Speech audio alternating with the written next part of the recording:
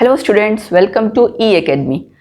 आज हम स्टार्ट करने वाले हैं चैप्टर नंबर 1 केमिस्ट्री का some basic concepts of chemistry. ठीक है, बहुत बेसिक इसमें सारे कॉन्सेप्ट्स हैं। देखिए, इसमें कुछ टॉपिक्स ऐसे हैं जो हमारे सीबीएसई की नए सिलेबस के अकॉर्डिंग कट कर दिए गए हैं, बट मैं फिर भी वो टॉपिक्स कवर कर रही हूँ। उसका रीज़न ये है कि अगर वो टॉपिक्स आप नहीं करेंगे तो आगे वाले टॉपिक्स के साथ कनेक्ट नहीं कर पाएंगे। फॉर एग्जाम्पल, आपके सिलेबस में से एटम, मॉलिक्यूल, एलिमेंट, इस तरह की डेफिनेशंस एंड ऑल सब कुछ कट किया हुआ है, राइट। मैटर, ये सब कट किया हुआ है, but you must know all these definitions, classification, otherwise आप आगे मूव नहीं कर पाएंगे।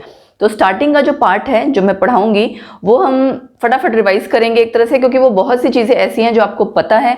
जो नई चीज़ होगी उनको मैं बहुत अच्छे से एक्सप्लेन करूंगी, then will move on and side by side मैं आपको बताती जाऊंगी कि ये टॉपिक सिलेबस में है या नहीं है। ठीक है, तो बात करते हैं। देखिए, सबसे पहले केमिस्ट्री की, कि केमिस्ट्री क्या है। अगर आपको किसी आम इंसान को बताना होगा व्हाट इज केमिस्ट्री, तो आप क्या बोलोगे? अब डे टू डे लाइफ में हमारे बहुत सी ऐसी चीजें हैं, खाने पीने की, मेडिसिन की, बहुत चीजों की, सब में कोई ना कोई केमिकल प्रेजेंट है।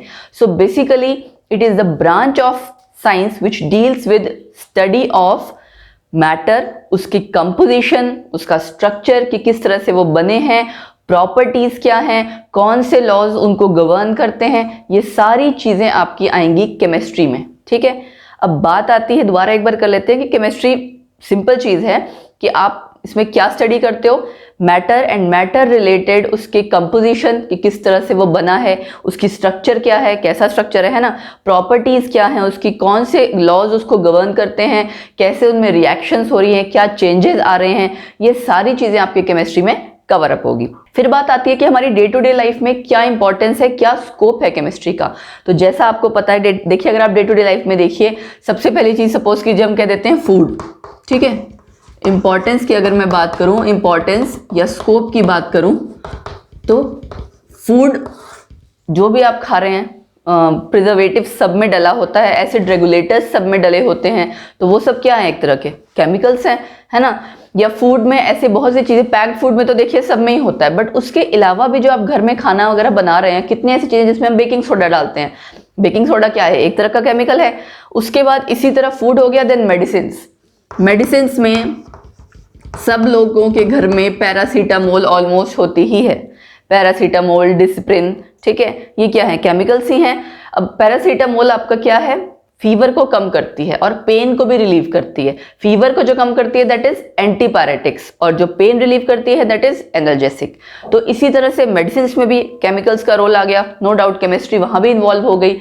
फिर हम उसके बाद बात करते हैं, जैसे कि फ्रिज में CFCs पहले हुआ करते थे, है ना, क्लोरोफ्लोरोकार्बन्स, रेफ्रिजरेंट की तरह यूज होता था, बट उनको अब रिप्लेस कर दिया गया है। तो इसी तरह इन्वायरमेंट फ्रेंडली या इको फ्रेंडली बहुत से केमिकल्स आ गए हैं जो हमारे टेक्नोलॉजी में यूज होते हैं। ठीक है, तो ये भी एक तरह से इंपॉर्टेंस ही हो केमिस्ट्री का, कि डे बाय डे आप एडवांसमेंट होती जा रही है, कि हम जो पुराने केमिकल्स थे उनको रिप्लेस करके न्यू केमिकल्स को यूज कर रहे हैं, जो कि इन्वायरमेंट के लिए भी अच्छे हैं।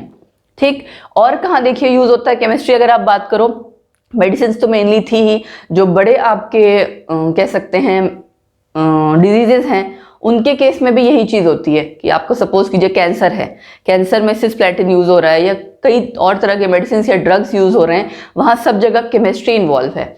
मोर ओवर, जैसे हमारा शरीर दिख रहा है, हमारी बॉडी में जितनी रिएक्शंस हो रही हैं वो वहां भी केमिस्ट्री इन्वॉल्व है, बस फर्क क्या होगा, बायोलॉजी भी वहां इन्वॉल्व है। तो बायोकेमिकल रिएक्शंस हैं, कौन सी रिएक्शन कैसे हो रही है, कौन सा आपका सबस्ट्रेट या खाना जो आपने लिया कैसे डाइजेस्ट हो रहा है, एंजाइम्स कौन से उसमें यूज हो रहे हैं। तो बेसिकली केमिस्ट्री सब जगह इन्वॉल्व हो रही है। ठीक है, फर्टिलाइजर्स, अगर हम डे टू डे लाइफ में बात करें, फर्टिलाइजर्स हैं, वो भी केमिस्ट्री है, किसानों को चाहिए होता है, खाद डालते हैं, तो वहां पे भी यही चीजें आती हैं, है ना। घरों में हम स्प्रे करवाते हैं मॉस्किटोज के लिए, या रिपेलेंट्स यूज करते हैं, वो सब इसके अंडर कवर होंगे। तो बेसिकली अगर आप इंपॉर्टेंस या स्कोप ऑफ केमिस्ट्री की बात करो, इट इज वेरी वास्ट। ठीक है, ये सब आप लोगों को भी पता है। कॉस्मेटिक्स में लेडीज बहुत कॉस्मेटिक्स यूज करती हैं, सब में बहुत, अगर आपने, मुझे लगता है, इंग्रेडिएंट्स देखे भी नहीं होंगे, but when you notice them, उनमें मैक्सिमम डिफरेंट टाइप के आपको केमिकल्स ही नजर आएंगे। ठीक, उसके बाद बात आती है, ये तो हो गया आपका importance and scope. Then next आता है मैटर। मैंने डेफिनेशन में एक वर्ड बोली थी ना, मैटर, केमिस्ट्री की डेफिनेशन में मैटर वर्ड बोला था। मैटर क्या है? ये आप पढ़ते आ रहे हो, it is something which has space, which occupies space and has mass, fine, and जिसकी प्रेजेंस आप अपने किसी भी सेंस से 5 सेंसेस में फील कर सको, दैट इज एक्चुअली मैटर। ठीक, मैटर की डेफिनेशन एंड ऑल ये सब आपके सिलेबस में एज सच नहीं है, सीबीएसई के सिलेबस के regarding, but you should know कि मैटर क्या चीज़ है। वैसे भी आप मैटर बहुत पहले से पढ़ते आ रहे हैं, डेफिनेशन पढ़ते आ रहे हो मैटर की। Anything which occupies space and has mass and which can be felt by any of our 5 senses. ठीक है, अब हम करेंगे इसकी classification which is very important. तो क्लासिफिकेशन करते हैं। तो क्लासिफिकेशन में देखिए मैटर की 2 तरह से कर सकते हैं हम, फिजिकल क्लासिफिकेशन, केमिकल क्लासिफिकेशन। ठीक है, फिजिकली आप कैसे क्लासिफाई करेंगे? Solids, liquids and gases. ठीक है, पहले यही कवर कर लेते हैं, उसके बाद केमिकल क्लासिफिकेशन करेंगे, क्योंकि आप देख सकते हैं, देखिए फिजिकल में खाली यही 3 हैं। अब ये आपने ऑलरेडी पहले पढ़ा हुआ है। सॉलिड्स क्या हैं? जिनकी डेफिनेट शेप एंड वॉल्यूम है। ठीक है, और लिक्विड्स जहां पे शेप आपकी, वॉल्यूम डेफिनेट है लेकिन शेप कोई डेफिनेट नहीं है, जिस बर्तन में आप डालोगे उस लिक्विड को वो वैसी शेप ले लेगा। गैसेस में ना तो डेफिनेट शेप है ना डेफिनेट वॉल्यूम है। ठीक है, ये आप स्टार्टिंग से पढ़ते आ रहे हैं। सॉलिड में जैसे सपोज करो मैंने चॉक का पीस लिया हुआ है, दैट इज सॉलिड। लिक्विड आपका वाटर, ऑयल, जितनी भी चीजें इस तरह की। गैसेस में एयर अगर आप कह सकते हो। ठीक है, गैसी, एक इसमें मिक्सचर ऑफ गैसेज है इनफैक्ट ये तो। उसके बाद इन तीनों में आपके पार्टिकल्स की अगर हम पैकिंग देखें, सॉलिड्स में क्या है? पार्टिकल्स वेरी क्लोज, इसीलिए फ्रीडम ऑफ मूवमेंट बिल्कुल नहीं है, बस वाइब्रेटरी मोशन होती है। वाइब्रेटरी मोशन मतलब कि वो पार्टिकल्स अपनी जगह पे वाइब्रेट कर सकते हैं। ठीक है, अपनी जगह से पूरा हिल के दूसरी जगह नहीं जा सकते, बट वाइब्रेट कर सकते हैं। Next is liquids. लिक्विड्स में क्या है? आपके पार्टिकल्स थोड़े फ्री हैं comparatively in comparison to solids, लेकिन गैसेस के कंपैरिजन में पैकिंग उनकी ज्यादा स्ट्रांग है। और फ्रीडम ऑफ मूवमेंट वैसे ही सेम, अ बिट। ठीक है, ज्यादा नहीं है। गैसेस में ये चीज क्या है? पार्टिकल्स वेरी लूजली पैक्ड और फ्रीडम ऑफ मूवमेंट सबसे ज्यादा है। तो यहां फोर्सेस आपकी सबसे ज्यादा हैं, उसके बाद ये, उसके बाद गैसेस। एक चीज और है, देखिए सॉलिड, लिक्विड्स और गैसेस आपस में इंटर कन्वर्टिबल हैं। कैसे? अब आप सॉलिड को हीट करोगे, सपोज हम एग्जांपल ले लेते हैं वाटर का। ठीक है, वाटर लिक्विड फॉर्म में एग्जिस्ट कर रहा है, बट हम लेते हैं जैसे आइस, उसको हम सॉलिड फॉर्म थी, हीट किया, कन्वर्ट हुआ लिक्विड में, और हीट किया तो किस में कन्वर्ट हो जाएगा? गैसियस स्टेट में, यानी कि वेपर स्टेट में। ठीक है, अब बात आती है गैस और वेपर में क्या फर्क है। तो गैस और वेपर में आप देखिए, गैस वो चीज है जो आपकी रूम टेम्परेचर पे भी गैसियस स्टेट में ही एग्जिस्ट कर रही है। जैसे ऑक्सीजन है, वो रूम टेम्परेचर पे भी गैसियस स्टेट में एग्जिस्ट कर रही है। बट वाटर वेपर की अगर आप बात करो कि कोई आप लिक्विड हीट कर रहे हो, उसका वेपर बन जा रहा है, वो गैसियस फॉर्म में, ठीक है, आपको प्लेट के ऊपर दिखता है पानी की फॉर्म में ठंडा होने के बाद, तो वो गैसियस स्टेट नहीं हुई उसकी, वो हुई आपकी वेपर स्टेट। क्यों? क्योंकि वेपर स्टेट का मतलब क्या है कि वो सब्सटेंस जो एक्चुअल में तो रूम टेम्परेचर पे लिक्विड में एग्जिस्ट करता है, बट अगर आप उसको हीट कर रहे हो तो उसकी स्टेट कन्वर्ट हो जाती है एंड वो गैसियस स्टेट में है। So that is vapour. I think आपको क्लियर हो गया होगा गैस और वेपर में फर्क। रूम टेम्परेचर पे अगर गैसियस स्टेट है that is called as gas, और अगर रूम टेम्परेचर पे लिक्विड स्टेट है दैट इज वेपर। ठीक है, तो कि एक्चुअल में तो लिक्विड स्टेट थी बट कन्वर्ट किस में हो रहा है? गैसियस स्टेट में। क्लियर? देन आपका आता है केमिकल क्लासिफिकेशन। इसमें एक तरीका तो ये है कि होमोजीनस, हेट्रोजीनस, या फिर दूसरा क्या है? प्योर सब्सटेंसेस और मिक्सचर, जिनकी आगे फर्दर क्लासिफिकेशन है। तो होमोजीनस और हेट्रोजीनस का क्या मतलब है? होमो वर्ड का देखिए मतलब होता है सेम, और हेट्रो का मतलब डिफरेंट। होमोजीनियस मतलब जहां पे एक ही तरह का फेज हो, एक ही पूरा आपको जो फेज दिख रहा है ना, जैसे सपोज कीजिए मैंने सिंपल पानी लिया और उसमें सॉल्ट डिसॉल्व कर दिया, वो कंप्लीटली अच्छे से घुल गया है, तो वो एक ही जैसा आपको दिखेगा। लेकिन अगर उसी पानी में मैं ऑयल डाल देती हूँ या कोई ऐसी चीज जो पानी में मिक्स नहीं होगी, तो 2 अलग अलग तरह के फेज दिखेंगे। तो तब आप क्या कह सकते हो? जहां पे मोर देन 1 फेज है वो heterogeneous and 1 type of phase homogeneous. ये तरीका हो गया। Pure substances and mixture. Pure substances नाम से ही पता लग रहा है, मतलब जिनमें कोई और पार्टिकल एक्स्ट्रा, कोई मिलावट कुछ नहीं है, सिंपली जिस चीज को आप स्टडी कर रहे हो वही सब्सटेंस है। ठीक है, consisting of only 1 particle. Clear? अच्छा, एक चीज और, होमोजीनियस में देखिए यूनिफॉर्म कंपोजिशन होती है, एक जैसा ही सारा सब जगह दिख रहा होता है क्योंकि एक ही फेज है। हेट्रोजीनियस में कंपोजिशन यूनिफॉर्म नहीं है क्योंकि आपके दो डिफरेंट फेजेस आ गए, या दो से ज्यादा भी हो सकते हैं। प्योर सब्सटेंसेस को हम फर्दर अगर करेंगे क्लासिफाई एलिमेंट्स और कंपाउंड्स में, ठीक है। अब एलिमेंट्स क्या है, एलिमेंट्स जैसे सपोज कीजिए आपने पढ़ा हुआ है, मेटल्स पढ़े हुए हैं, नॉन मेटल्स पढ़े हुए हैं, वो सारे क्या हैं, एलिमेंट्स ही है ना, उनको हम जनरली क्या कह देते हैं, एलिमेंट्स।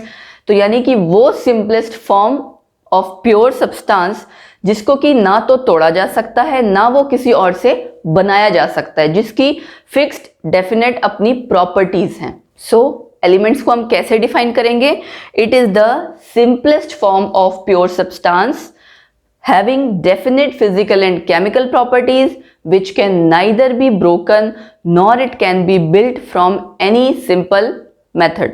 ठीक है, अब ये तो हो गया आपका एलिमेंट्स। इसको आप फर्दर अगर क्लासिफाई करो, एक और डेफिनेशन है एलिमेंट की जो हम कह सकते हैं, it is defined as that simpler type of या simplest type of pure substance जिसमें कि एक ही टाइप के पार्टिकल्स हों, वो या तो एटम हो सकते हैं या फिर मॉलिक्यूल्स। ठीक है, अब एलिमेंट्स को अगर हम क्लासिफाई करेंगे तो आपका मेटल्स, नॉन मेटल्स और मेटलॉइड्स। अब आप पहले भी पढ़ चुके हैं, ओवरऑल पीरियोडिक टेबल में देखिए 65 to 70% एलिमेंट्स ही हैं। ठीक है, और उसमें भी मैक्सिमम देखिए मेटल्स हैं, है ना, क्योंकि आप पीरियोडिक टेबल जब हम पढ़ेंगे डिटेल में आपको पता लगेगा मैक्सिमम आपका पीरियोडिक टेबल मेटल्स से कवर्ड है।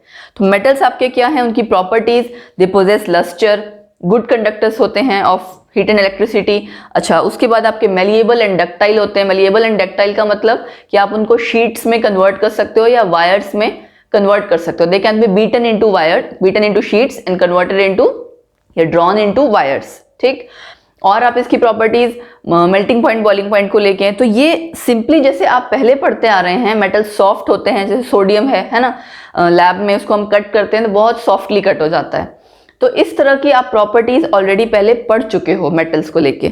फिर है नॉन मेटल्स। नॉन मेटल्स उसका बिल्कुल अपोजिट है, लेकिन कुछ एक्सेप्शंस भी होती हैं, है ना। अब एक्सेप्शंस क्या है, देखिए जैसे आपका मेटल्स के केस में मरकरी एक ऐसा है जो लिक्विड के फॉर्म में एग्जिस्ट कर रहा है, लेकिन नॉन मेटल्स में आपके, वैसे हम नॉर्मली हम कहते हैं मेटल्स मैक्सिमम जो है सॉलिड्स के केस में एग्जिस्ट कर रहे हैं, बट मरकरी एक एक्सेप्शन है। ठीक, इसी तरह से नॉन मेटल्स की प्रॉपर्टीज अगर हम कहेंगे, they don't possess lustre, poor conductors हैं ऑफ हीट एंड इलेक्ट्रिसिटी, लेकिन एक एक्सेप्शन है, ग्रेफाइट, जो कार्बन का एलोट्रोप है वो। ठीक है, उसके बाद आपने मेटल्स में क्या पढ़ा था, लस्टर पढ़ लिया, कंडक्टर्स का अपोजिट वो चीज पढ़ ली। देन ये आपकी तीनों स्टेट्स में एग्जिस्ट करता है, सॉलिड में भी, लिक्विड में भी और गैसियस स्टेट में भी। अब अगर आप देखें ऑक्सीजन, नाइट्रोजन, ये नॉन मेटल्स हैं, गैसियस स्टेट में एग्जिस्ट कर रहे हैं। लिक्विड आपका ब्रोमीन, सॉलिड आपका आयोडीन। ठीक है, तो ये तीनों स्टेट्स में आपका एग्जिस्ट कर रहा है। फिर आता है मेटलॉइड्स। मेटलॉइड्स वो हैं which show properties of both metals and non metals. ठीक है, एग्जांपल आर्सेनिक हो गया, एंटीमनी, बिस्मथ, ये सारे आपके किस में आ जाएंगे, मेटलॉइड्स में। ठीक, आपने पीरियोडिक टेबल में देखा होगा एक स्टेयरकेस, सीढ़ी जैसा, क्योंकि आपने ऑलरेडी 10th में पढ़ चुके हो, एक्सट्रीम राइट साइड में आप देखोगे जहां पी ब्लॉक आता है, वहां पे सीढ़ी जैसा आपका टेबल में अलग से नजर आ रहा होता है। तो उस स्टेयरकेस के दोनों साइड एलिमेंट्स जो होते हैं ऑलमोस्ट बीच के, वो मेटलॉइड्स हैं। जब हम पीरियोडिक क्लासिफिकेशन करेंगे या पीरियोडिक टेबल करेंगे, वहां पे ज्यादा आपको डिटेल में सारे एलिमेंट्स हम पढ़ेंगे, वहां आपको ज्यादा क्लियर हो जाएगा। तो ये हो गया एलिमेंट्स। अब बात आती है कंपाउंड्स की। एलिमेंट्स में देखिए क्या था, सिंपलेस्ट फॉर्म ऑफ था प्योर सब्सटेंस। ठीक है, एक ही टाइप का पार्टिकल था। यहाँ पे क्या हो जाएगा, मोर देन वन पार्टिकल हो जाएगा, और वो पार्टिकल्स मिक्स्ड अप हैं इन अ डेफिनेट प्रपोर्शन। मतलब अब जैसे H2O है तो वो हमेशा, सपोज कीजिए, देखिए मैं यहाँ एग्जांपल ले लेती हूँ, H2O। H2O में अगर आप देखें तो पार्टिकल्स की बात कर रहे हैं, मोर देन वन पार्टिकल्स। क्या क्या होगा, कभी भी आप H2O कहीं भी देखोगे, मतलब किसी भी रिएक्शन से बन रहा है, या तो हाइड्रोजन होगा या ऑक्सीजन, इसी के कॉम्बिनेशन में, और वो भी फिक्स्ड प्रोपोर्शन, यानी कि 2:1 इस प्रोपोर्शन में आपको हमेशा मिलेगा। ठीक है, चेंज तो नहीं होगा। तो इसीलिए कंपाउंड्स आपके क्या हो गए, compounds can be defined as, elements में आपका क्या था, एक ही पार्टिकल थे ना, कंपाउंड्स में pure substances containing 2 or more than 2 elements which are present in fixed proportion by mass। ठीक है, ये याद रखना है, by mass, and which can be decomposed into its suitable elements by only fixed chemical methods। मतलब अगर आप इनको अलग अलग करना चाहो तो ऐसे ही मैकेनिकली अलग नहीं कर सकते, आपके लिए एक फिक्स कोई इसका केमिकल मेथड होगा। जैसे यहाँ पे आप इलेक्ट्रोलिसिस कर रहे हो, है ना, तो आपका ब्रेक डाउन हो जाएगा, हाइड्रोजन एंड ऑक्सीजन गैस निकल जाएगी, बट अदरवाइज ऐसे आप नहीं कर सकते, ठीक है। तो यानी कि इसमें आपके फिक्स प्रोपोर्शन इंक्लूड हो गई। अब दो टाइप के आपके आगे इनऑर्गेनिक और ऑर्गेनिक कंपाउंड्स आ गए, टाइप्स आ गई इसकी। इनऑर्गेनिक में आपको पता है जो भी इस तरह के रिसोर्सेज हैं जो मिनरल्स रॉक से मिलते हैं वो सारे कंपाउंड्स हम इनऑर्गेनिक में स्टडी करते हैं, और ऑर्गेनिक में मेनली हाइड्रोकार्बन्स और उनके डेरिवेटिव्स। वैसे तो ये डेफिनेशन देखिए हम ये कह सकते हैं क्लियर नहीं है, या हम ये कह सकते हैं जस्टिफिएबल नहीं है, क्योंकि ऐसे बहुत से एलिमेंट्स या कंपाउंड्स हैं, एलिमेंट्स तो नहीं कहूँगे, कंपाउंड्स हैं जो हैं तो ऑर्गेनिक बट स्टिल वो हम इनऑर्गेनिक में ही पढ़ रहे हैं। कैसे ऑर्गेनिक है? अगर आप डेफिनेशन पे जाएंगे कि कार्बन, ऑक्सीजन, हाइड्रोजन से जो बने हुए हैं वो सब ऑर्गेनिक में आने चाहिए, बट नहीं, कार्बोनिल्स जैसे कि CO वाले आपके कार्बोनिल्स हैं, तो अगर आप देखें तो आप तो ये सोचेंगे कि ये होने चाहिए ऑर्गेनिक में, बट हम उनको स्टडी करते हैं इनऑर्गेनिक में, ठीक। तो इस तरह से इसके दो टाइप्स आपके फर्दर हो गए कंपाउंड्स के। ऐसे ही मिक्सचर देखिए फिर से आया, होमोजीनस, हेट्रोजीनस। ये बच्चे कई बार कंफ्यूज करते हैं इसमें और इसमें, एक ही चीज है, इसमें कोई फर्क नहीं है। जो होमोजेनियस हेट्रोजेनियस मैंने आपको यहां बताया, सेम यहां पे भी वही चीज है, ठीक है। उसके पहले क्या, मिक्सचर। प्योर सब्सटेंस में देखिए एक ही टाइप का सब्सटेंस था, पार्टिकल था। यहां पे आपका क्या होगा, more than one type of particle, और वो भी मिक्सड अप जो होंगे उसकी कोई फिक्स प्रोपोर्शन नहीं है, ठीक है। कंपाउंड्स और मिक्सचर्स का ना एक्चुअली डिफरेंस आता है कई बारी, उसके रिगार्डिंग कई बार MCQs आ जाते हैं एग्जाम में, ठीक है। CBSE को लेके तो नहीं, बट आपके कॉम्पिटेटिव एग्जाम्स में इसके रिगार्डिंग कई बार क्वेश्चन आ जाते हैं। तो ये डिफरेंस हम करेंगे कंपाउंड्स और मिक्सचर का, तो आपको क्लियर हो जाएगा।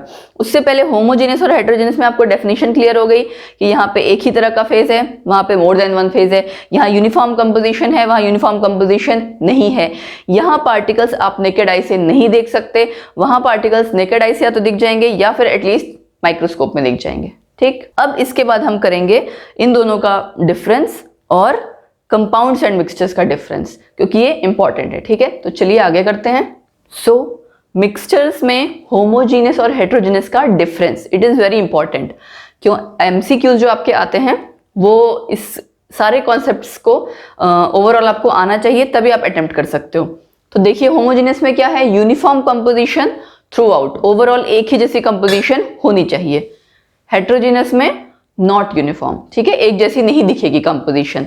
फिर होमोजीनियस में एक ही टाइप का फेज है, और यहाँ पे 2 और मोर डिस्टिंक्ट फेजेस, क्लियर। यहाँ पे आपके जो कंपोनेंट्स हैं, पार्टिकल्स हैं होमोजीनियस में, they are not visible by naked eye. Even आप माइक्रोस्कोप के अंडर भी देखोगे तो नहीं होंगे विजिबल, ठीक। तभी वो एक जैसा फेज आपको पूरा नजर आ रहा है। यहाँ पे क्या है, पार्टिकल्स आपके विजिबल हैं, या तो एटलीस्ट नेकेड आई से होंगे, नहीं तो एटलीस्ट माइक्रोस्कोप में तो दिख ही जाएंगे, ठीक। अब एग्जांपल देखिए, एयर। आप सोचेंगे एयर तो एक जैसी ही है ना, कि हमें एक जैसा फेस दिख रहा है, बट एक्चुअल में अगर आप ध्यान से देखिए लाइट में, एयर में आपके एक तो हमें वैसे भी पता है बहुत सारी गैसेस हैं, ऑक्सीजन, नाइट्रोजन, कार्बन डाइऑक्साइड, बहुत कुछ है। प्लस लाइट में अगर आप देखेंगे तो आपको पार्टिकल्स दिखेंगे, है ना, तो वो आपका क्या हो जाएगा, एक तरह से होमोजीनियस मिक्सचर। लेकिन कई बारी एयर कंसीडर किया जाता है हेट्रोजीनियस में भी, ठीक है। तो ये एक तरह का पॉइंट ऐसा है जो हमें ध्यान रखना पड़ेगा कि एयर को कभी होमोजीनियस में लिया जाता है, कभी हेट्रोजीनियस में। क्यों? क्योंकि अगर आप इन जनरल सोचोगे कि मिक्सचर ऑफ गैसेस हैं, हमें एक जैसा फेस दिख रहा है, देन इट इज होमोजीनियस। लेकिन अगर आप डस्ट पार्टिकल्स इंक्लूड कर रहे हो और लाइट में आपको डस्ट पार्टिकल्स अलग से नजर आ रहे हैं, तो वो हेट्रोजीनियस हुआ एक तरह से, ठीक है। अब दूसरा है एलॉयज।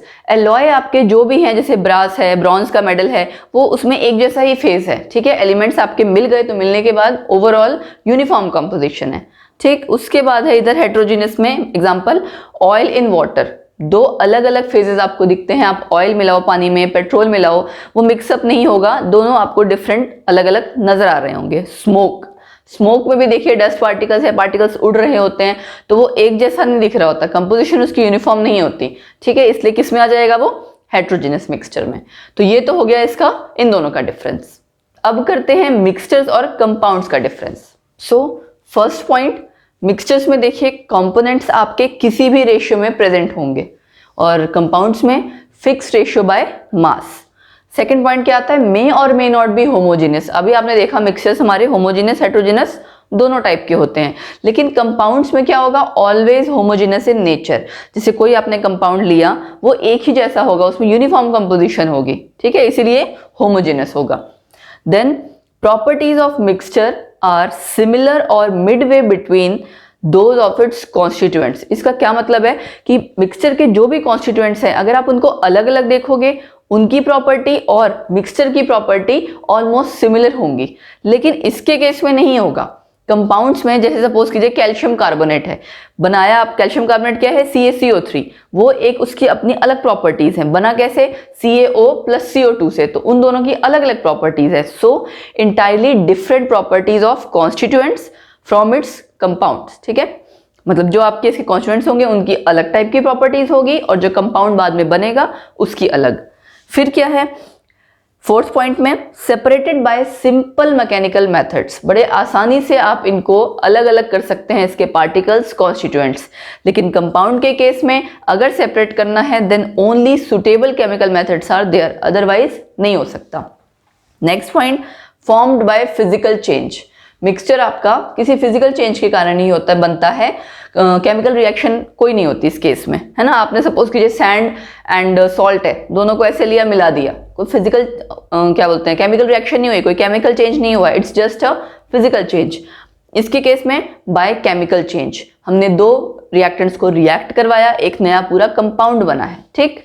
देन आपका इसके केस में, मिक्सचर्स के केस में क्या होगा, शार्प मेल्टिंग पॉइंट और बॉइलिंग पॉइंट नहीं होता है, शार्प नहीं होगा क्योंकि ऑब्वियसली किसी भी प्रोपोर्शन में मिक्स किया हुआ है, लेकिन यहाँ पे एक पूरा नया अच्छा कंपाउंड बनाया हुआ है, उसकी वजह से क्या होगा, melting point and boiling point sharp होगा, फिक्स्ड होगा। एग्जांपल आप ऑलरेडी देख ही चुके हो, देखो यहाँ पे ऑयल इन वाटर, स्मोक हो चुका, पहले भी अभी हमने किया था। कंपाउंड्स में कैल्शियम कार्बोनेट, H2SO4 जो भी है वो एक पूरा कंपाउंड है, ठीक है। ये ओके हो गए आपके मिक्सचर्स कंपाउंड्स। अब बढ़ते हैं आगे, एटम एंड मॉलिक्यूल। अब दोनों में क्या फर्क है, देखिए एटम क्या है आपका, smallest particle of element which is having, या जिसमें हो सकता है may or may not be capable of independent existence. Smallest particle of element which may or may not be capable of independent existence. क्यों, क्योंकि अब जैसे सपोज कीजिए मैंने एटम्स लिए आयरन का, कॉपर का, ये तो इंडिपेंडेंटली एग्जिस्ट कर रहे हैं, लेकिन अगर मैं बोलूं हाइड्रोजन का एटम, ऑक्सीजन का एटम, वो इंडिपेंडेंटली एग्जिस्ट नहीं करते, इसीलिए मे or may not B. Molecule के केस में क्या है, smallest particle of element which exist independently, which can exist independently. तो मॉलिक्यूल जैसे सपोज कीजिए वाटर, अब ये इंडिपेंडेंटली एग्जिस्ट कर सकता है, O2, ठीक है, Cl2, तो ये सब क्या है, मॉलिक्यूल। अब मॉलिक्यूल में आप अगर देखिए दो टाइप्स हम कह सकते हैं, होमो एटॉमिक और हेट्रो एटॉमिक। नाम से पता लग रहा है, होमो एटॉमिक मीन्स सेम टाइप के जिसमें एटम्स हों। जैसे मैंने ये दो एग्जांपल लिखे, H2, O2, Cl2, ये किस में आ जाएंगे, मॉलिक्यूल तो है लेकिन होमो एटॉमिक टाइप वाले हैं, मतलब एक ही टाइप के एटम्स उसमें प्रेजेंट हैं। दूसरा है आपका हेट्रो एटॉमिक, जैसे कि मैंने ऊपर लिखा हुआ है H2O, यानी कि एक से ज्यादा टाइप के उसमें एटम्स प्रेजेंट है, मॉलिक्यूल है लेकिन different type of atoms present है, हाइड्रोजन एंड ऑक्सीजन, ठीक है। अब बात आती है इसके बाद फिजिकल प्रॉपर्टीज की, केमिकल प्रॉपर्टीज की। फिजिकल प्रॉपर्टीज क्या है कि आप सब्सटेंस की आइडेंटिटी को चेंज ना करो, बिना उसकी आइडेंटिटी को चेंज के जो प्रॉपर्टीज आप मेजर करते हो दैट इज फिजिकल प्रॉपर्टीज, ठीक है। डेंसिटी मेजर कर रहे हो, इस तरह की सॉल्युबिलिटी मेजर कर रहे हो, कुछ इस तरह की चीजें जहां पे केमिकल चेंज कोई नहीं हो रहा, वो सब आपके आ जाएंगी physical properties. Melting point, boiling point, ये सारी उसमें आएंगी। बट केमिकल प्रॉपर्टीज क्या है, जब आपका सब्सटेंस रिएक्ट कर रहा है, मतलब when substance is undergoing any kind of reaction, changes इस तरह से हो रहे हैं कि केमिकली चेंज हो जाए, तो आपकी प्रॉपर्टीज क्या हो जाएंगी, केमिकल प्रॉपर्टीज, ठीक है। अब उसके बाद आपकी बहुत सारी फिजिकल क्वांटिटीज आती हैं, जैसे आपको पता है फोर्स, वर्क, है ना, लेंथ, मास, टाइम। तो इन सब में कुछ आपकी बेसिक यूनिट्स हैं, कुछ के एक्चुअली 7 बेसिक यूनिट्स हैं जिन्हों भी हम स्टडी करेंगे, उनके यूनिट स्टडी करेंगे और उसके सिंबल एंड उसके बाद उनकी कुछ डिराइव्ड यूनिट्स हैं जो उनसे फर्दर डिराइव्ड मतलब उनसे निकल के आई हैं, बन के आई हैं। अब देखिए यूनिट्स की जहां बात आ रही है, ये क्यों इंपॉर्टेंट है, क्योंकि जितने आप न्यूमेरिकल्स करते हैं उसमें सब में यूनिट का बहुत बड़ा रोल है। किस फिजिकल क्वांटिटी की कौन सी यूनिट है वो पता होना चाहिए। उसको लिखते कैसे हैं, स्मॉल लेटर कैपिटल लेटर, अभी जब हम डिस्कस करेंगे सिंबल तो आपको पता लगेगा। कैपिटल एंड स्मॉल लिखने का भी अपनी इंपॉर्टेंस है, ठीक। डिराइव्ड यूनिट्स हैं, वहां पे भी सेम यही चीज है। उसके बाद आपके कन्वर्जन आएंगे। कन्वर्जन अगर आपको नहीं आती, जैसे सपोज कीजिए छोटी क्लास में आप सिंपली करते थे मीटर सेंटीमीटर का कन्वर्जन, है ना, इसी तरह से यहाँ पे न्यूमेरिकल्स के लिए यूनिट कन्वर्जन फैक्टर से आपको कन्वर्ट करनी यूनिट आनी चाहिए, ठीक। अदरवाइज आपका न्यूमेरिकल स्टक हो जाता है। एंड मैं आपको ये जरूर सजेस्ट करूंगी, जैसे ये चैप्टर मैं पढ़ा रही हूँ बेसिक कॉन्सेप्ट्स, तो इसमें आगे आपका मोल कॉन्सेप्ट आएगा या न्यूमेरिकल बेस्ड बहुत सा पार्ट आएगा। न्यूमेरिकल्स सबसे आप कह सकते हो स्कोरिंग होते हैं। आप एक बार अगर कर लो, अच्छे से कॉन्सेप्ट समझ लो, you have to just solve the question, marks आपके उसमें पूरे आते हैं, ठीक है। तो चलिए अब करते हैं 7 बेसिक यूनिट्स। सो 7 बेसिक यूनिट्स हैं, देखिए आपने ऑलरेडी पढ़ी हुई है ये वैसे। लेंथ, ठीक है, जिसको हम स्मॉल एल से डिनोट करते हैं। यहाँ मैंने फिजिकल क्वांटिटी और उसके सिंबल्स लिखे हुए हैं, इस साइड मैंने उनकी एसआई यूनिट एंड सिंबल। अब बात आई है एसआई यूनिट की, तो देखिए एसआई यूनिट क्यों यूज की जाती है, क्योंकि इस तरह से तो अगर लेंथ को सपोज कीजिए कोई मीटर में मेजर कर रहा है, कोई सेंटीमीटर में, तो अगर जब आपको कंपैरेटिव स्टडी करनी होगी ओवरऑल, मतलब कि ऑल ओवर द वर्ल्ड, तब वहां पे क्या होगा कि आपकी यूनिट्स क्लैश करेंगी। इसीलिए एसआई यूनिट की जाती है use, international system of units की। एक यूनिट फिक्स कर दी, हर इंसान जो भी आपकी मेजरमेंट कर रहा है, जो भी कंपैरेटिव स्टडी होगी, मतलब डिफरेंट यूनिट्स यूज हो सकती हैं, बट ऐसा यूनिट अगर है तो वहां पे आपकी कंपैरेटिव स्टडी या वहां पे आपको वो रीड आउट या वो स्टडी करना रिसर्च पॉइंट ऑफ व्यू से भी आसान हो जाएगा, ठीक है। अदरवाइज क्या होगा, कोई सेंटीमीटर में मेजर कर रहा है, कोई मिलीमीटर में, कोई मीटर में, तो वो प्रॉब्लम क्रिएट कर सकती है। इसलिए यूनिट हम हमेशा ऐसा यूनिट लेते हैं, ठीक। तो लेंथ स्मॉल एल से डिनोट, जिसकी यूनिट क्या है मीटर, स्मॉल एम से। मास स्मॉल एम से, ठीक है, या आप उसके बाद इसकी यूनिट है किलोग्राम केजी। टाइम के लिए स्मॉल टी, सेकेंड इसकी यूनिट एस। ये आपको पता ही है। इलेक्ट्रिक करंट कैपिटल आई से हम डिनोट करते हैं, यूनिट क्या हो गई एम्पियर, कैपिटल ए। अभी मैं कैपिटल और स्मॉल का रोल बताऊंगी आपको, फिर क्लियर हो जाएगा कि हम स्मॉल और कैपिटल क्यों कह रहे हैं बार बार। टेम्परेचर कैपिटल टी और इसकी यूनिट केल्विन, ठीक है। वैसे डिग्री सेल्सियस भी होती है, लेकिन बच्चे कंफ्यूज करते हैं, वो ऐसा यूनिट नहीं है, ऐसा यूनिट आपकी केल्विन है, ठीक। कैपिटल के से हम इसको डिनोट करते हैं। Then amount of substance, small N से लिखेंगे हम इसको, मतलब एन से डिनोट करते हैं। यूनिट क्या है इसकी मोल, और उसका सिंबल MOL। इसमें दोनों में फर्क है खाली ई का, ई हट जाता है आपका सिंबल में। देन ल्यूमिनस इंटेंसिटी, ये आपको यूजुअली केमिस्ट्री में कम यूज होती है, IV से हम डिनोट करते हैं। कैंडल इसकी यूनिट है, स्मॉल में लिखेंगे, अगर उसका सिंबल लिखेंगे तो small c small d, CD। अब आप देखिए अगर स्मॉल टी कैपिटल टी दोनों यूज हो रहा है, लेकिन दोनों का अपना अलग अलग मतलब है। अगर हम इसको डिफरेंशिएट नहीं कर पाते, स्मॉल टी कैपिटल टी, हमें पता है कि हम कैपिटल टी हमेशा टेम्परेचर के लिए यूज कर रहे हैं, स्मॉल टी हमेशा टाइम के लिए यूज कर रहे हैं। वो बात अलग है कि जब आप न्यूमेरिकल्स कर रहे होगे, आगे बहुत जगह आपको ऐसा भी हो सकता है पढ़ते हुए बुक्स में, नोट्स में, कहीं पे भी small T capital T mix करके लिखा होगा, बट एक्चुअल में कैपिटल टी हम टेम्परेचर के लिए यूज करते हैं, स्मॉल टी हम टाइम के लिए यूज करते हैं। ऐसे ही इधर भी है, देखिए यूनिट्स अगर आपकी सपोज कीजिए मैं लिख रही हूं, ये देखिए न्यूटन मीटर, ठीक है, न्यूटन आपकी फोर्स की यूनिट होती है। अब यहाँ कैपिटल N मैंने लिखा है, लेकिन इसी की जगह अगर स्मॉल m लिख दूं तो ये नैनोमीटर हो जाएगा। That is different thing. हम अभी इसके बाद नेक्स्ट जो है आगे डिराइव्ड यूनिट्स पढ़ेंगे और प्रीफिक्सेस। प्रीफिक्सेस मतलब जैसे ये जो आगे लगे होते हैं सेंटी, नैनो, तो कैपिटल और स्मॉल का बहुत रोल है, ठीक है। अब चलिए आगे बढ़ते हैं, फर्दर कन्वर्जन करते हैं हम कुछ। एक तो टेम्परेचर को लेके मेजरमेंट वॉल्यूम में कैसी होगी, उन यूनिट्स का रिलेशन, एंड उसके बाद हम करेंगे डिराइव्ड यूनिट्स। टेम्परेचर को मेजर करने के लिए जैसे हमने कहा कि केल्विन उसकी ऐसा यूनिट है, उसके अलावा 2 यूनिट्स और हैं, डिग्री सेल्सियस और डिग्री फ़ारेनहाइट, ठीक है। इनकी रेंजेस हैं, मतलब कि सपोज कीजिए वाटर के केस में अगर बात करें कि हम कहते हैं ना कि 0 से लेके 100, ठीक है, डिग्री सेल्सियस के केस में, ऐसे ही फ़ारेनहाइट और केल्विन की भी रेंज है। क्या रेंज है, वो रेंजेस कर लेते हैं हम तीनों के केस में। ये वाटर के लिए है, ठीक है, वाटर का बॉइलिंग पॉइंट और फ्रीजिंग पॉइंट, ठीक है। तो अगर आप इसको, ये डिग्री सेल्सियस वाला हो गया, ये केल्विन, ये डिग्री फ़ारेनहाइट। डिग्री सेल्सियस में आपको पता है 0 से 100 है, केल्विन में है आपका 0 + 273 और यहाँ पे 373। अब ये क्या चीज़ है, कभी भी देखिए ये न्यूमेरिकल्स में बहुत आएगा कि क्वेश्चन में आपको मैक्सिमम कन्वर्ट करके जो आपको फाइनल सॉल्व करना होगा वो केल्विन में ही लेना होगा। तो अगर आपको कोई भी टेम्परेचर डिग्री सेल्सियस में दिया हुआ है, आप उसमें 273 प्लस करेंगे और आपकी वैल्यू किस में बन जाएगी, केल्विन में। टेम्परेचर की वैल्यू सपोज कीजिए कहा हुआ है 5 डिग्री सेल्सियस, तो आप क्या करोगे 5 + 273 और आंसर क्या होगा फिर 278 केल्विन। और आप न्यूमेरिकल्स में फिर 27 जैसे जहां भी टेम्परेचर यूज करना होगा आप लोगे 278 केल्विन। ठीक है। अब इसमें याद रखने, एक्चुअली यहाँ पे जो ये वैल्यू है 273, ये 273.15 है, बट हम अप्रॉक्स ले लेते हैं 273। ठीक, तो इसलिए रेंज हो गई 273 से 373 और यहाँ फ़ारेनहाइट में 32 से 212 डिग्री फ़ारेनहाइट। तो ये 3 अलग अलग रेंजेस हैं वाटर को लेके, boiling point and freezing point. ठीक है, क्लियर हो गया। अब कन्वर्जन आपको इनकी तो पता लग गई। ठीक है, इसी तरह से कन्वर्जन है डिग्री सेल्सियस और फ़ारेनहाइट की भी, वैसे कम यूज होता है बट स्टिल आपको पता होना चाहिए इन केस कहीं जरूरत पड़ जाए एमसीक्यूज में।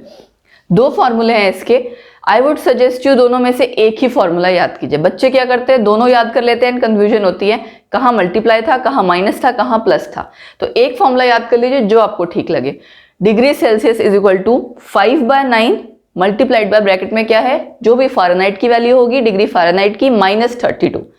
तो आपको अगर डिग्री सेल्सियस दिया है, फ़ारेनहाइट में कन्वर्ट निकालना है वैल्यू तो भी आ जाएगी, या इसका वाइस वर्सा दिया है तो भी आप कर सकते हो एक ही फॉर्मूले से। जस्ट आपको क्या होगा, सिंपल मैथ्स लगाना होगा, बॉडमास रूल अप्लाई करना है, क्योंकि यूजुअली बॉडमास रूल क्या है कि आपको नॉर्मली पता होना चाहिए कि पहले ब्रैकेट सॉल्व करनी है, आंसर करेक्ट हमेशा आ जाता है। ठीक है, अगर आप कैलकुलेशन करेंगे तो दूसरा फॉर्मूला याद करने की जरूरत नहीं पड़ेगी।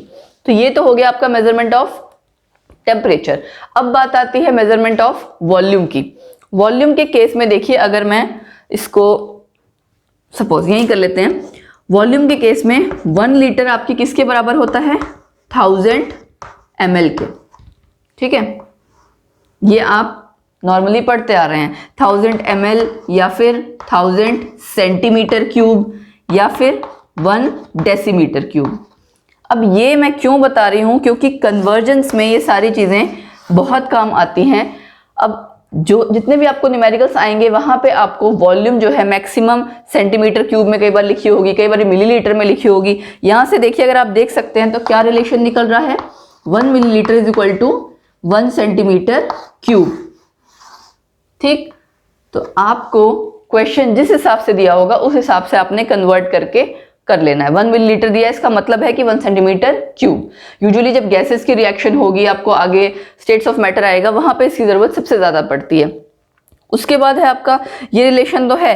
अब अगर मैं सपोज करो मीटर और सेंटीमीटर के लिए करूं कि 1 metre cube = how much centimetre cube. ठीक है, अब कैसे करेंगे हम, हमें पता है 1 मीटर किसके बराबर है, 100 सेंटीमीटर के, लेकिन इस साइड भी क्यूब हो गया है, उस साइड भी क्यूब हो गया है, तो कैसे सॉल्व करेंगे। 1 मीटर = 100 सेंटीमीटर था, हमने क्या किया, दोनों साइड क्यूब कर दिया। यहां तो आपका आ जाएगा इस साइड, तो मतलब लेफ्ट हैंड साइड आपका 1 मीटर क्यूब जो कि ये है, लेकिन इस साइड क्या होगा 100 × 100 × 100 मतलब 10⁻6 सेंटीमीटर क्यूब। बट बच्चे क्या करते हैं, जल्दबाजी में 10⁻6 नहीं करते, 100 सेंटीमीटर क्यूब ही कर देते हैं। सो ये बेसिक कन्वर्जन्स जो हैं ये हमें बहुत अच्छे से आनी चाहिए। हम डिटेल में भी अभी करेंगे, वहाँ पे आपके और भी बहुत सी यूनिट्स आएंगी, बट ये तो हम मेजरमेंट ऑफ वॉल्यूम कर रहे थे इसलिए मैंने आपको यहाँ इंक्लूड कर दिया कि लीटर मिलीलीटर हो गया, ठीक है, सेंटीमीटर क्यूब, डेसीमीटर क्यूब। तो this was all measurement of temperature and volume. अब नेक्स्ट है हमारी डिराइव्ड यूनिट्स। सो जो हमने 7 बेसिक यूनिट्स की हैं उन्हीं से यूनिट्स डिराइव होंगी। कैसे, देखिए एरिया का आप क्या फॉर्मूला करते हो, लेंथ इंटू लेंथ, तो यूनिट क्या बन गई, मीटर स्क्वायर। ठीक है, ये हम ऐसा यूनिट ही कर रहे हैं। डेंसिटी क्या होता है, मास बाय वॉल्यूम, है ना। मास की यूनिट आपने क्या की थी, केजी, और वॉल्यूम की मीटर क्यूब। ये मैं ऐसा यूनिट की बात कर रही हूँ, तो क्या बन गया, केजी पर मीटर क्यूब। ठीक, उसके बाद ऐसे ही वेलोसिटी, वेलोसिटी क्या होता है आपका, डिस्टेंस या फिर displacement divide by time. Distance या डिस्प्लेसमेंट क्यों कह रही हूं मैं, अगर स्केलर क्वांटिटी या वेक्टर क्वांटिटी की बात है तो डिस्टेंस बाय टाइम, या मैं शॉर्ट में लिख दे रही हूं डी बाय स्मॉल टी।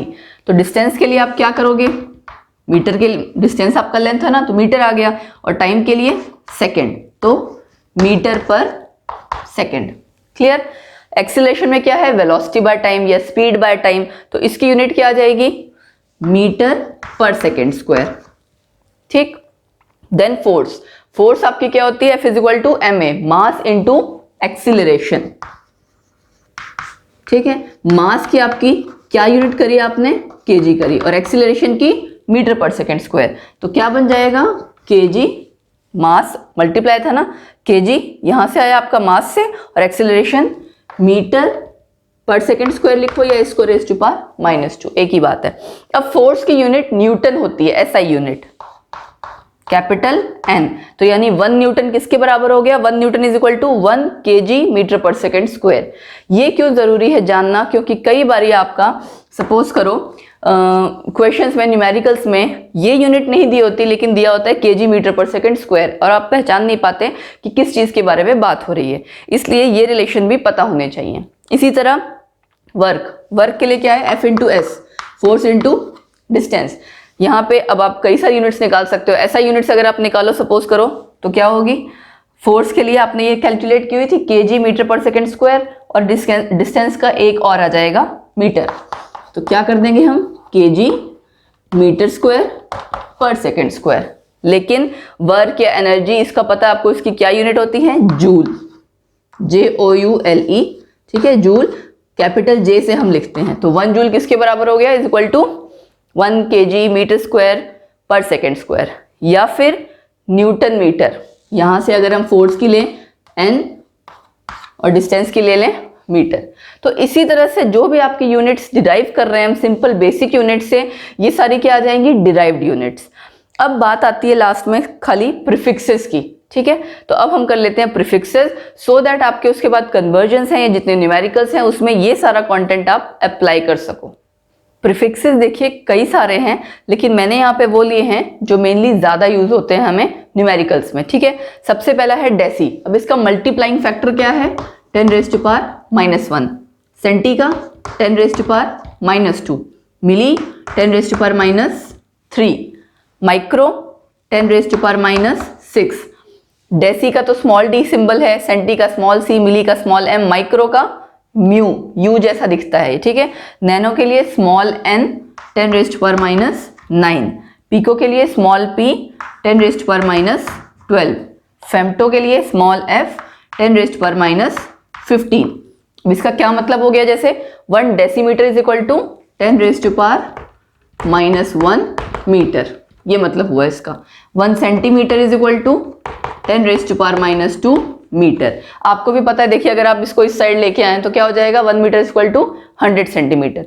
तो इसी तरह से ये कन्वर्जन्स आपको आनी चाहिए।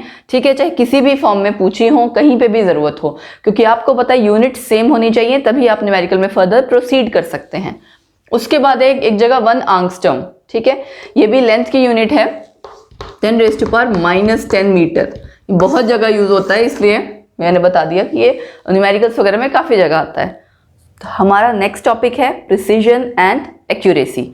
अब देखिए ऐसी बहुत सी चीज़ें हैं जो काउंटेबल नहीं होती, हम उनको मेजरिंग डिवाइसेस से मेज़र करते हैं, लेकिन वहाँ पे क्या चीज़ आ जाती है कि हम कैसा इंस्ट्रूमेंट यूज़ कर रहे हैं। इंस्ट्रूमेंट में हो सकता है कुछ एरर हो, और अगर एरर नहीं तो हम उसको प्रॉपर यूज़ भी कर रहे हैं या नहीं।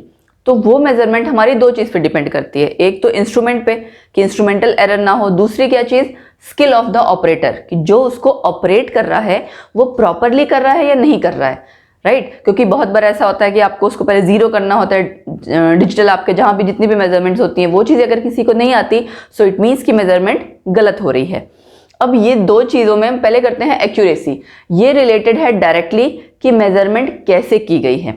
ठीक है, एक्यूरेसी क्या चीज़ है। अब सपोज कीजिए कोई मेजरमेंट की गई किसी भी चीज़ की, उसको हमने 4, 5, 6 टाइम्स किया और हमने उसकी एवरेज वैल्यू ली। ठीक है, अब अगर तो जो एक्चुअल वैल्यू थी यानी कि करेक्ट वैल्यू वो एवरेज वैल्यू के इक्वल है, देन आपकी मेजरमेंट एक्यूरेट है। ठीक है, if the correct value is equal to the, या ये कह लीजिए if the average value of all the measurements is equal to the correct value then your measurement is accurate. ठीक है, लिख देती हूं मैं, average value should be equal to किसके, एवरेज वैल्यू आपकी इक्वल होनी चाहिए करेक्ट वैल्यू के। ठीक, जरूरी नहीं है जो आपकी इंडिविजुअल मेजरमेंट्स हैं वो भी आपस में पास पास हो, इस केस में जरूरी नहीं है। अब बात आती है प्रिसीजन की। ठीक है, इसमें देखिए आपने क्या करना है, यहां तो आपने कई सारी मेजरमेंट्स ली, उनका एवरेज वैल्यू लिया, फिर उसको हमने कंपेयर किया करेक्ट वैल्यू से। यहां पे हमने जितनी भी मेजरमेंट्स की हैं, अगर वो मेजरमेंट आपस में भी उनकी वैल्यूज आसपास हैं and its value is also equal to average value, वहां पे करेक्ट वैल्यू का कोई रोल नहीं है। क्या रोल है उसमें, जितनी मेजरमेंट्स हमने की वो आपस में पास पास हो और एवरेज वैल्यू के पास हो, तब क्या हो जाएगी, वो वैल्यू आपकी प्रिसाइज कहलाएगी।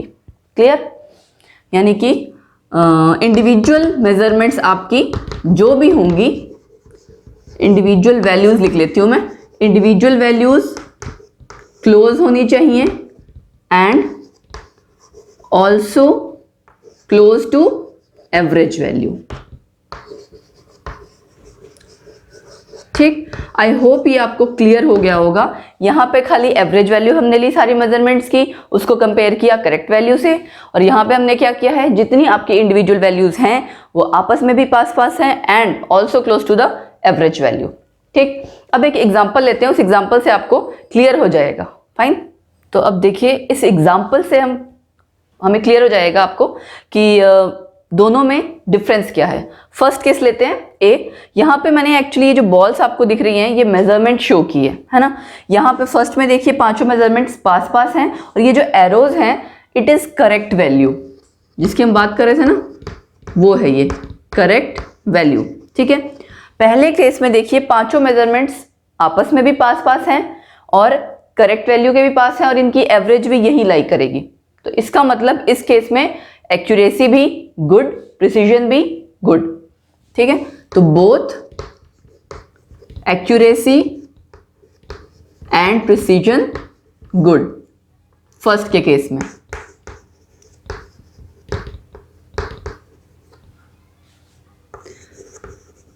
ठीक है, इसमें से मैं अब लिखती जाऊंगी, स्मॉल में शॉर्ट में लिख दूंगी, जैसे पुअर ए, ठीक है, गुड, इस तरह से लिख दूंगी। सेकंड केस में देखिए करेक्ट वैल्यू आपकी यहां थी, है ना, पांचों वैल्यूज आपस में तो आसपास हैं, यानी प्रिसीजन तो है इसमें लेकिन एक्यूरेसी नहीं है। इनका एवरेज भी इसी के बीच में लाई करेगा ना। तो प्रिसीजन के अकॉर्डिंग हमारा क्या था कि पांचों मेजरमेंट्स आपकी, जितनी भी आपकी मेजरमेंट्स हैं वो आपस में क्लोज होनी चाहिए और एवरेज वैल्यू के, तो वो तो होगा। लेकिन एक्यूरेसी के अकॉर्डिंग क्या था कि करेक्ट वैल्यू के अकॉर्डिंग, मतलब एवरेज वैल्यू आपकी करेक्ट वैल्यू के क्लोज होनी चाहिए, जो कि नहीं है। इसका मतलब पुअर एक्यूरेसी, ठीक है, एंड गुड प्रिसीजन। ठीक, ये मैंने शॉर्ट में लिख दिया P और इसके लिए लिख दिया AQ। थर्ड केस देखते हैं, पांचों वैल्यूज आपकी दूर दूर हैं, ठीक है, लेकिन एक्यूरेसी के लिए आप क्या कहोगे, करेक्ट वैल्यू के पास है, इसकी एवरेज वैल्यू भी यही लाई करेगी और correct value average value equal है, क्लोज है। तो इसका मतलब इस केस में हम कह सकते हैं कि एक्यूरेसी है लेकिन प्रिसीजन नहीं है। ठीक, क्या कह सकते हैं हम, गुड एक्यूरेसी, पुअर प्रिसीजन। वैसे तो देखो, देखा जाए तो एक्यूरेसी भी गुड नहीं माननी चाहिए क्योंकि पांचों वैल्यूज आपकी बहुत दूर दूर हैं, बट अगर डेफिनेशन के बेसिस पे देखें तो we can say that good accuracy. Last के केस में पांचों वैल्यूज पास में नहीं है यानी प्रिसीजन पुअर है, और अगर आप एक्यूरेसी के लिए चेक करोगे उसके केस में भी एक्यूरेसी पुअर आएगी। क्यों, करेक्ट वैल्यू यहाँ है, एवरेज वैल्यू भी कहीं और लाई करेगी, करेक्ट। तो यानी कि फोर्थ केस में क्या हुआ, पुअर एक्यूरेसी, पुअर प्रिसीजन। ठीक, आई होप आपको ये क्लियर हो गया होगा। तो प्रिसीजन हमारा किस पे डिपेंड कर रहा है, स्किल ऑफ द ऑपरेटर पे भी और हमने मेजरमेंट कैसे की है, दोनों पे। लेकिन एक्यूरेसी किस पे डिपेंड कर रहा है कि मेजरमेंट कैसे की गई है, सिर्फ उस पे। फाइन, तो प्रिसीजन और एक्यूरेसी जस्ट आपके एक आप कह सकते हो बेसिक्स हैं, इसके रिगार्डिंग वैसे यूजुअली क्वेश्चन नहीं पूछे जाते हैं, बट इन केस कहीं आ जाए तो बहुत सिंपल सा पार्ट है। MCQs में बिल्कुल डायरेक्ट क्वेश्चन होता है, ठीक है, अगर आता है तो। So this was all. अब नेक्स्ट टॉपिक की तरफ बढ़ते हैं, वो है सिग्निफिकेंट फिगर्स। ठीक, सो सिग्निफिकेंट फिगर्स है क्या? अब देखिए, जो भी आपने मेजरमेंट की है वो आपको एक्यूरेट शो करनी चाहिए। सपोज कीजिए मैं एक एग्जांपल लेती हूँ, 5.432 ये आपने मेजरमेंट की, ठीक है, और एनालिटिकल बैलेंस जो था आपका वो था 0.001। तो जब आप आंसर लिखते हो, ठीक है, आप क्या करते हो, दिस प्लस माइनस दिस, मतलब आपने क्या लिखा, 5.432 प्लस माइनस 0.001। अब इसका क्या मतलब है, प्लस माइनस मतलब कि 5.431 से लेके 5.433 तक आपकी वैल्यू लाई कर सकती है, एक्चुअल वैल्यू। इसका मतलब ये होता है कि प्लस इतना और माइनस इतना दोनों हो सकता है। तो ये जब हम शो करते हैं इसका मतलब हम एक्यूरेसी शो कर रहे हैं। फाइन। सो सिग्निफिकेंट फिगर्स क्या है? Total number of digits including the last digit which is not certain, वो सब मिला के क्या है, सिग्निफिकेंट फिगर्स। फाइन। अब इसके कुछ रूल्स हैं, देखिए। पहला रूल क्या है, all non zero digits and zeros between the non zero digits are significant. जितनी भी नॉन जीरो डिजिट्स हैं वो सब सिग्निफिकेंट होंगी, और वो जीरो जो नॉन जीरो के बीच में आए हैं, जैसे यहां देखिए तीनों नॉन जीरो हैं, तो यहां कितनी आपकी वैल्यू आ जाएगी, 3 सिग्निफिकेंट फिगर्स। यहां पे ये जीरो नॉन जीरो के बीच में था, तो इसको हम काउंट करेंगे तो 4 सिग्निफिकेंट फिगर्स। यहां ये वाला जीरो नॉन जीरो के बीच में नहीं है, यानी सिग्निफिकेंट फिगर 2। ठीक है, तो जितनी नॉन जीरो आपके डिजिट्स हैं और zero in between the non zero digits are all significant figure. ठीक, देन है आपका second point, zeros to the left of first non zero digit are not significant figure. ठीक है, zeros to the left of first non zero digit, first non zero digit ये है, इसके जो left में होंगी जितनी जीरोस होंगी वो सब क्या होंगी, सिग्निफिकेंट फिगर नहीं होंगी। तो मतलब यहां पे कितनी आपकी वैल्यू आएगी, 1 सिग्निफिकेंट फिगर। ठीक है, नीचे वाले में 2, 8 और 9 खाली काउंट किए जाएंगे। ठीक है, ये 2 रूल्स हैं, ऐसे ही 2 रूल्स और हैं। सो थर्ड रूल है आपका, if number ends in zeros but these zeros are on the right side of decimal point, कि आपका जो भी डिजिट आपको दी हुई है वो जीरो से एंड होगा, लेकिन वो जीरो कहां होगी, on the right side of decimal point, then all these zeros are significant figure. ठीक है, जैसे यहां पे वैल्यू क्या आ जाएगी, 2, अगले में ये भी राइट साइड है 4, इससे अगले में ये वाली दोनों काउंट नहीं होंगी, क्यों, क्योंकि सेकेंड वाले रूल के अकॉर्डिंग, बट ये वाली काउंट होगी, यानी कि 3 वैल्यू। उसके बाद लास्ट रूल क्या है, if a number ends in zeros, अभी जैसे यहाँ पे क्या था कि एंड्स इन जीरोस, बट वो जीरो कहाँ होगी, राइट साइड में, तो ये क्या कहता है, वो जीरो अगर left side of decimal point हो, ठीक है, तब आपकी वो जीरो सिग्निफिकेंट हो भी सकती हैं और नहीं भी।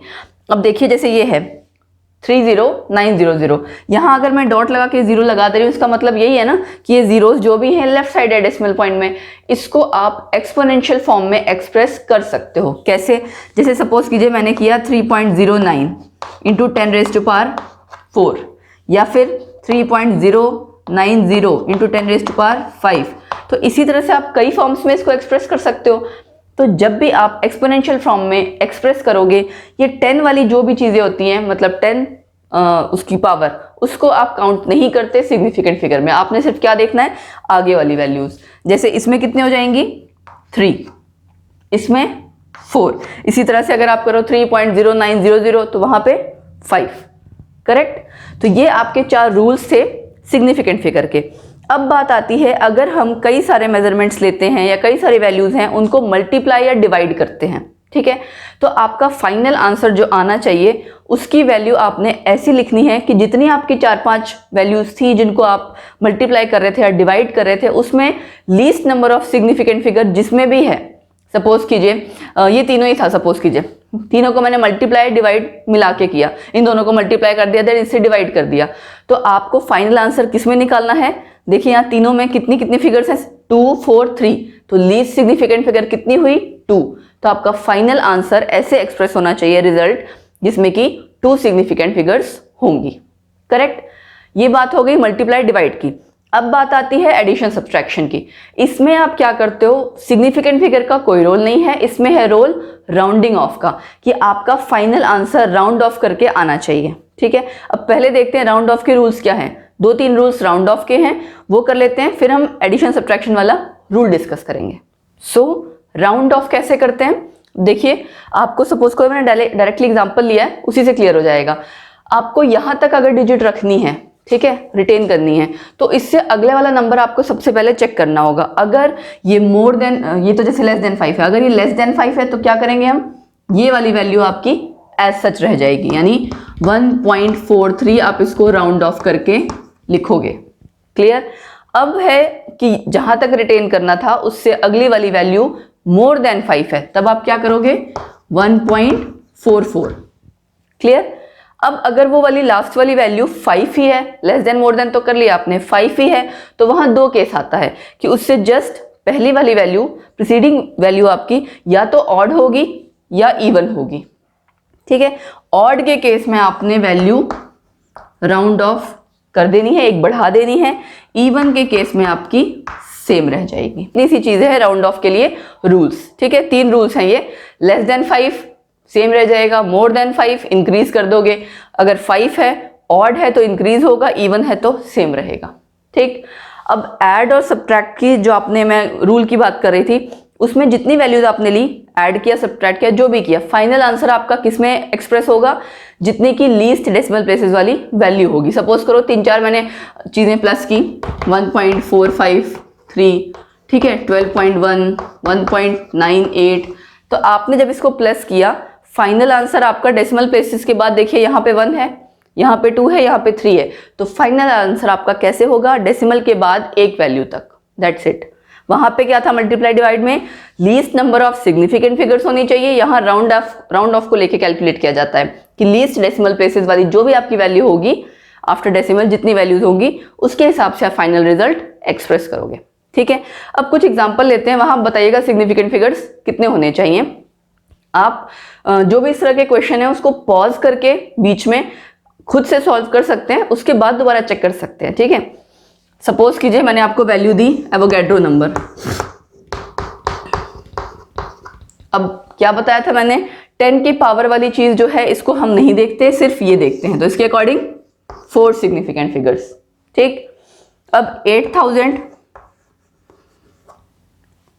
ये आपका कौन सा रूल आया, 4th रूल। अब इसको मैं एक्सप्रेस करूंगी, अगर 8 × 10⁴, 8 × 10⁻3, इस तरह से अलग अलग फॉर्म में अगर हम एक्सप्रेस करेंगे तो उसके हिसाब से आपकी क्या क्या वैल्यूज आ जाएंगी, यानी कि वेरिएबल सिग्निफिकेंट फिगर आएंगे। ठीक है, इस तरह का क्वेश्चन अगर आपको पूछा जाता है तो आपने एक्सप्लेन करना है कि हमारे रूल के अकॉर्डिंग अगर हम किसी इस तरह की वैल्यू को एक्सपोनेंशियल फॉर्म में एक्सप्रेस करते हैं तो कई तरीके से एक्सप्रेस कर सकते हैं, उसके बेसिस पे वेरिएबल आंसर्स आएंगे। तो आप कोई 2 एग्जांपल ले लो, जैसे मैंने उसमें करके बताया था ना, कोई 2 एग्जांपल आप करो, 10⁴, 10⁵, एंड सिमिलरली कर दो कि in this way variable answers will come out.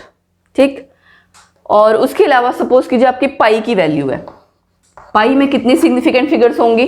अब पाई की वैल्यू देखी होती है 22/7।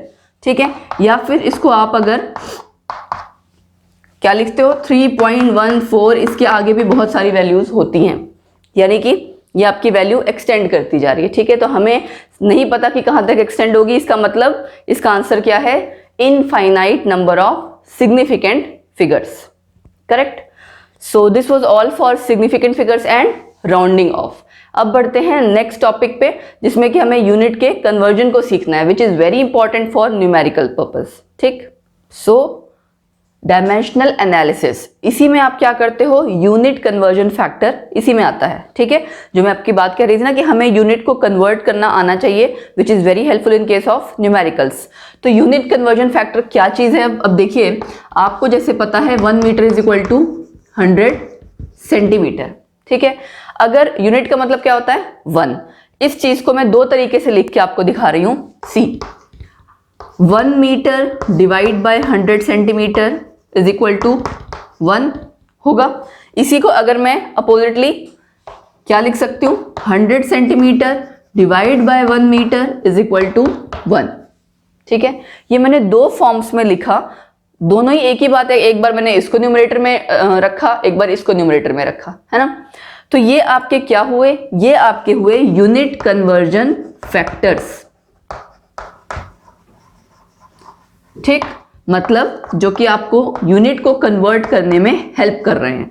अब देखिए डायमेंशनल एनालिसिस का मतलब क्या है कि यूनिट्स जो आप कन्वर्ट कर रहे हो एक दूसरे में, वहां जहां आप डायमेंशंस का यूज कर रहे हो, डायमेंशंस का यूज किया ना आपने, ये आपने ऑलरेडी फिजिक्स में भी देखी डायमेंशंस पढ़ी हो, ये सेम वही चीज यहाँ पे भी है। तो जब आप डायमेंशंस का यूज करते हो कि आपकी यूनिट्स पीछे वाली क्या है, वो एनालिसिस आपका कहलाता है डायमेंशनल एनालिसिस, जिसमें आप यूनिट कन्वर्जन फैक्टर्स का यूज करते हो। अब यूज कैसे करना है, जो भी आपको रिलेशंस क्वेश्चन में गिवन होंगे उसको आपने पहले इस तरह से उनके यूनिट कन्वर्जन फैक्टर्स लिखने हैं, ठीक है। उसके बाद आंसर आपको जिस भी फाइनल यूनिट में लाना है उसके हिसाब से इनको मल्टीप्लाई करना होगा, ठीक है। कैसे मल्टीप्लाई करना होगा कि एक्स्ट्रा यूनिट्स आपकी कैंसिल आउट हो जाए, फाइनल यूनिट जिसमें कि आपको आंसर चाहिए सिर्फ वो रह जाए। क्लियर है। एग्जाम्पल करते हैं, सपोज कीजिए कोई आपके पास लेंथ ले लीजिए, कोई ये वायर है 12 फुट लॉन्ग, ठीक है, 12 फुट लॉन्ग आपकी वायर है। इसको हमने कन्वर्ट करना है इंचेस में, ठीक। 1 फुट में आपके कितने इंचेस होते हैं, इज इक्वल टू 12 इंचेस। अब यहां से आपके दो कन्वर्जन फैक्टर्स आएंगे, क्या क्या हो जाएंगे, 1 फुट डिवाइड बाय 12 इंचेस, ठीक है। मैं यहां रब करके आपको करके दिखा देती हूं, आपको क्लियर हो जाएगा। देखिए ये हो गया रिलेशन, इसके हम लिखते हैं यूनिट कन्वर्जन फैक्टर्स। कैसे, एक क्या आ जाएगा 1 foot divide by 12 inches is equal to 1, और दूसरा क्या हो गया 12 इंचेस डिवाइड बाय 1 फुट, ये भी आपका इक्वल टू 1। अब हमें आंसर किस में चाहिए था, इंचेस में। तो यानी आपको 12 फुट को मल्टीप्लाई करना है इन दोनों में से किसी एक यूनिट कन्वर्जन फैक्टर से, या तो वो ये होगा या फिर ये होगा। कैसे डिसाइड होगा, आपको एक ऐसा यूनिट कन्वर्जन फैक्टर दोनों में से चूज करना है जिसमें आपकी एक्स्ट्रा यूनिट्स कैंसिल आउट हो जाए, आपकी डिजायर्ड यूनिट रह जाए।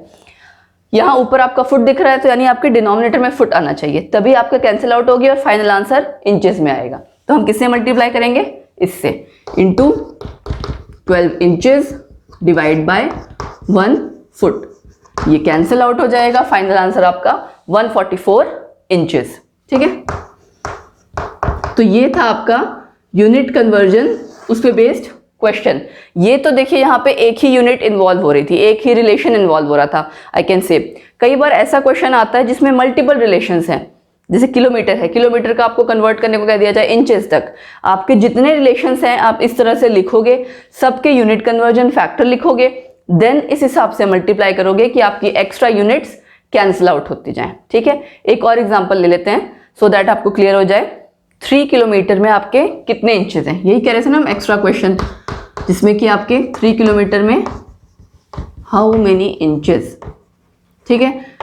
क्वेश्चन में आपको रिलेशन वैसे तो मैक्सिमम टाइम गिवन होता है, सॉरी, ठीक है। क्या करोगे आप, 1 kilometre is equal to 1000 metre, एक रिलेशन दिया हुआ है, ठीक। उसके बाद दूसरा रिलेशन आपको दिया हुआ है 1 metre is equal to 1.094 yard, ठीक।